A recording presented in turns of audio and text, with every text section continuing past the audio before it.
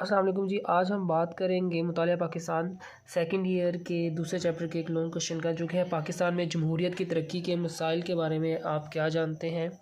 تو یہ کوشچن اس طرح سے بھی آ سکتا ہے کہ پاکستان میں جمہوریت کی ترقی کے سلسلے میں سیاسی جماعتوں کا کردار۔ تو کتاب میں یہ کوشچن جو بغیر ہیڈنگز کے ہے، تو آپ اس کو یہ ہیڈنگز اس کوشچن میں نے ساری ایڈ کی ہوئی ہیں، تو آپ اس کو اس طریقے سے تیار کر لیں یا ان ہیڈنگز کو کہیں پہ لکھ لیں، بک پہ لکھ لیں، تاکہ آپ کی تیاری بہتر ہو سکے۔ یہ لانگ کوشچن ہے، اہم لانگ کوشچن ہے، پیپر میں پوچھا جا سکتا ہے۔ تو ہم شروع کرتے ہیں۔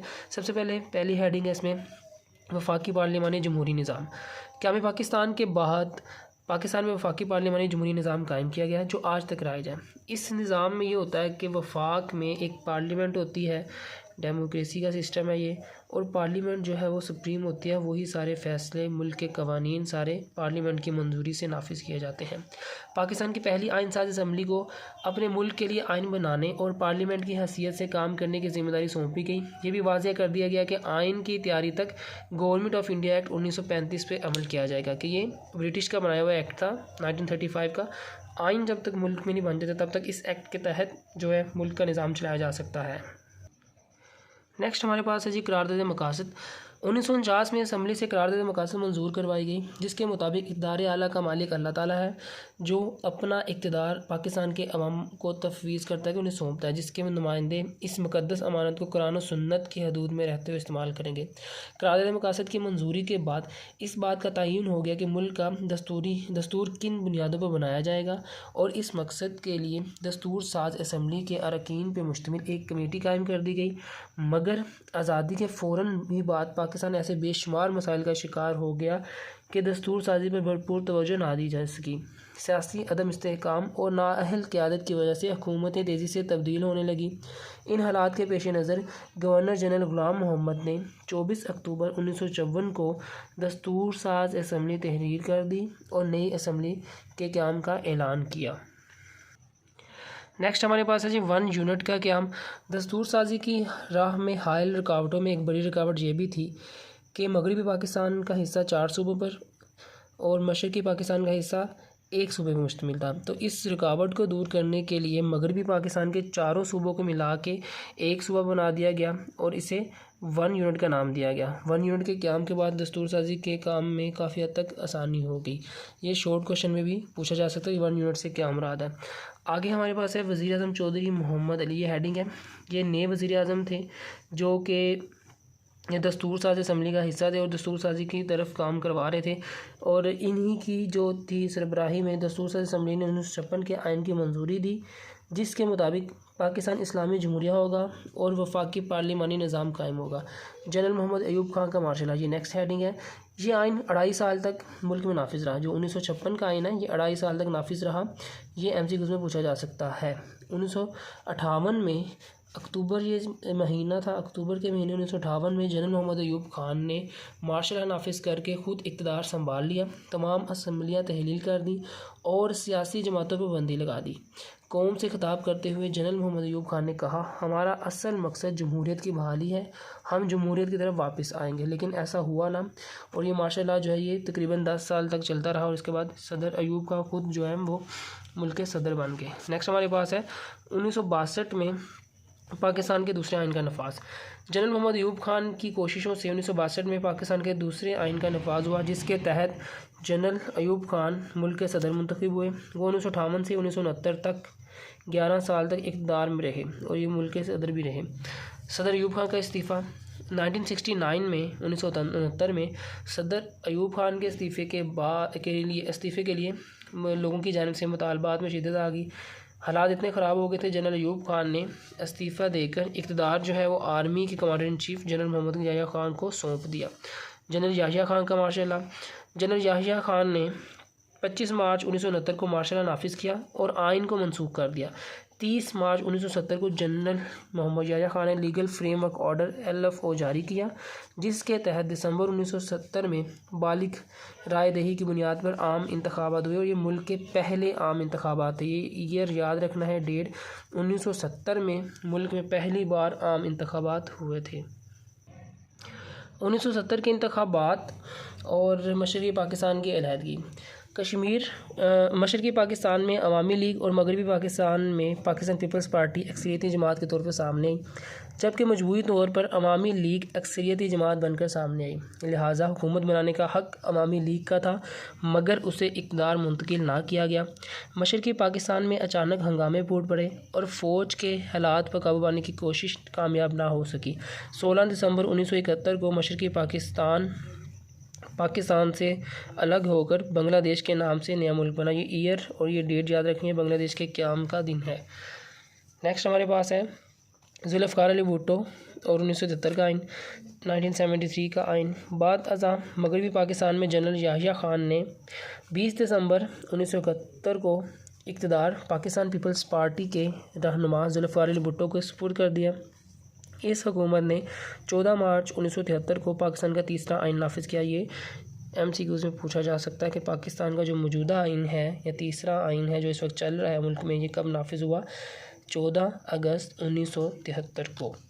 آگے ہمارے پاس ہے 1970 کے 1977 کے انتخابات۔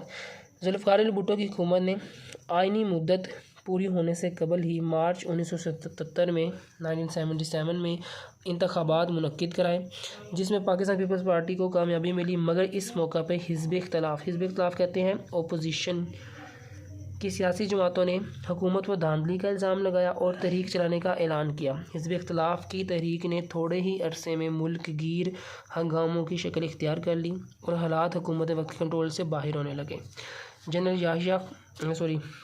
جنرل محمد ضیاء الحق اور 1977 کا مارشل لا، 1977 کا مارشل لا۔ حالات کو دیکھتے ہوئے فوج کے سربراہ جنرل ضیاء الحق نے 5 جولائی 1977 کو ملک میں مارشل لا نافذ کر دیا۔ قومی و صوبائی اسمبلیوں کو ختم کر دیا گیا۔ 1973 کے آئین کو معطل کر دیا گیا۔ مارشل لا کے دور میں تمام سیاسی سرگرمیوں پر پابندی عائد کر دی گئی اور 1981 میں ایک عبوری آئین نافذ کیا گیا۔ یہ ملک کا تیسرا مارشل لا تھا جو کہ ضیاء الحق نے ملک میں نافذ کیا۔ 1985 کے عام انتخابات، یہ ہماری نیکسٹ ہیڈنگ ہے۔ دسمبر 1981 میں صدر پاکستان جنرل ضیاء الحق نے ایک نامزد مجلس شورا، جسے قومی اسمبلی کہہ سکتے ہیں، کی تشکیل کا اعلان کیا، جو فروری 1985 تک قائم رہی۔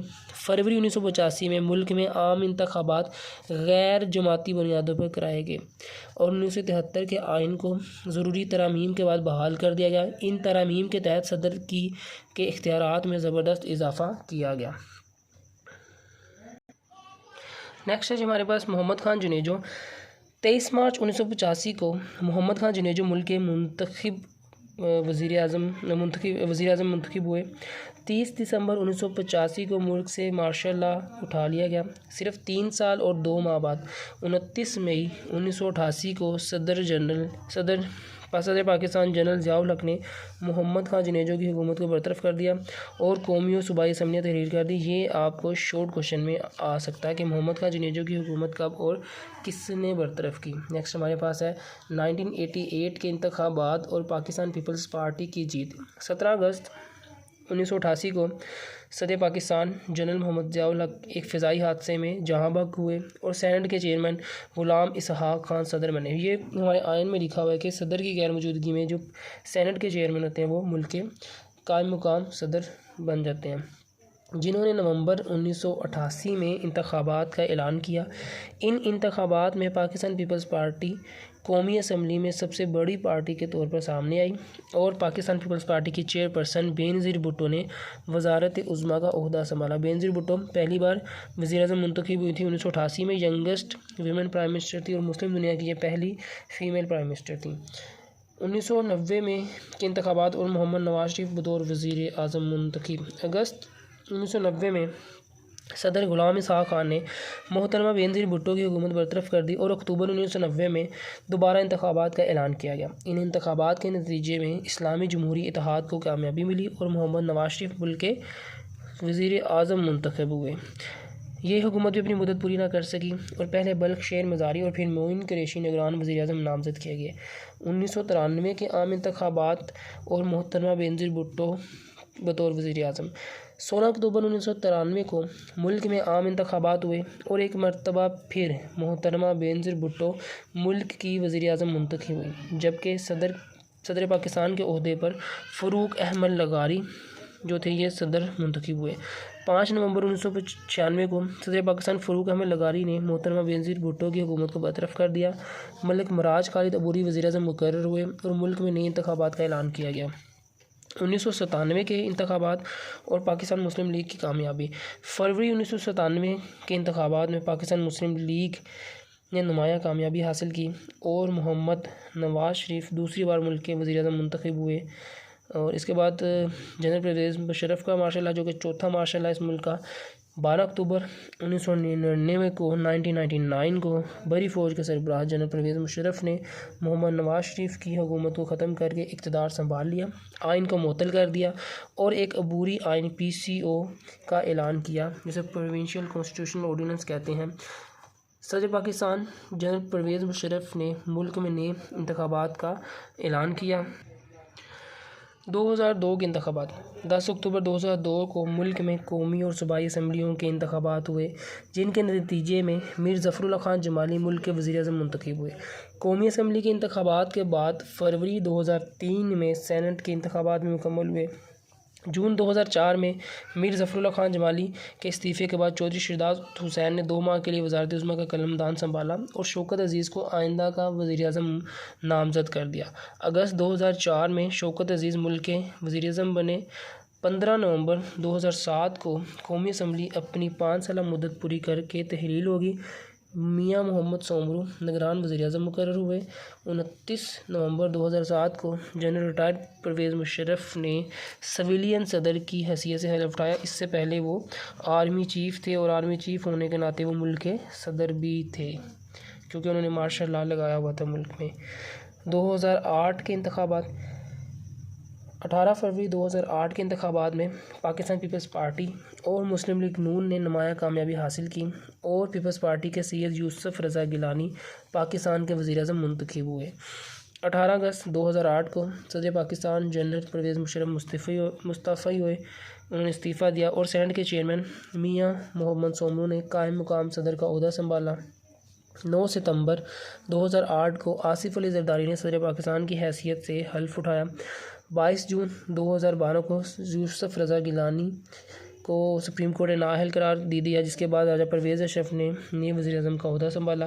اس اسمبلی کی مدت 2013 میں ختم ہوئی۔ پھر اس کے بعد 2013 کے انتخابات ہیں۔ مئی 2013 کو انتخابات ہوئے جس کے نتیجے میں پاکستان مسلم لیگ نون نے کامیابی حاصل کی اور میاں محمد نواز شریف نے تیسری بار وزارت عظمیٰ کا منصب سنبھالا۔ اس کے بعد 9 ستمبر 2013 کو ممنون حسین پاکستان کے صدر منتخب ہوئے۔ جولائی 2017 میں نواز شریف کی نااہلی کے بعد بقیہ مدت کے لیے شاہد خاقان عباسی وزیر اعظم منتخب ہوئے۔ اس کے بعد پھر جولائی 2018 کے عام انتخابات ہیں۔ جولائی 2018 میں عام انتخابات منعقد ہوئے جس میں پاکستان تحریک انصاف اکثریتی جماعت بن کر ابھری اور عمران خان ملک کے وزیر اعظم بنے۔ اپریل 2022 میں وزیر اعظم عمران خان کے خلاف تحریک عدم اعتماد کی کامیابی کے بعد میاں محمد شہباز شریف ملک کے نئے وزیر اعظم منتخب ہوئے اور اس وقت جو ہے انہی کی پارٹی کی حکومت جو ہے ملک میں چل رہی ہے۔